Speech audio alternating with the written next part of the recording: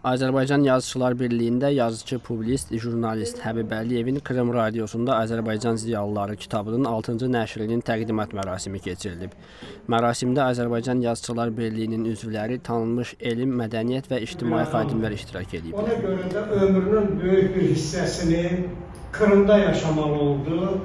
Çıxış edənlər yazarın zəngin yaradıcılığı və keşməkeşli həyat yolu barədə ətraflı məlumat veriblər. Bildiriblər ki, yazıçı Həbib Əliyev ermənilərin Azərbaycana qarşı törətdikləri vəhşilikləri və xüsusilə Xocalı faciəsini dünyaya çatdırmaq üçün 1996-cı ildə Azərbaycanı tərk edib Ukrayna torpağına üz tutur. Mən Azərbaycanı tərk edib getməliyim. Getməliyim Azərbaycanın bu dərdlərini orada kiməsə deməyə.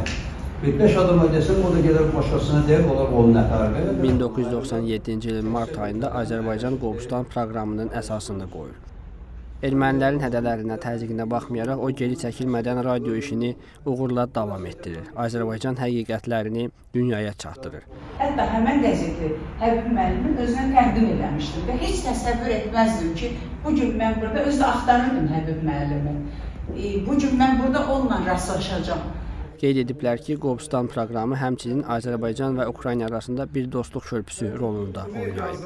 Qeyd edək ki, 2013-cü il oktyabr ayında radionun verilişləri beynəlxalq müsabiqəyə təqdim olunub. Dünyanın 700 jurnalistinin iştirakı ilə Qobustan proqramı radiolar üzrə müsabiqənin qalibi olub. Beynəlxalq laurət diplomuna və gümüş qələm medalına layiq görülüb.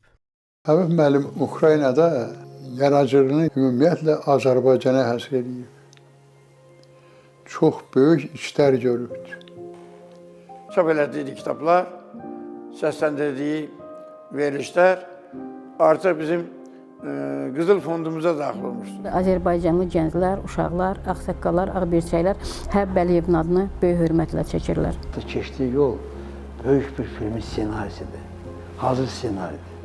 Özü də o baş rolda oynaya bilər.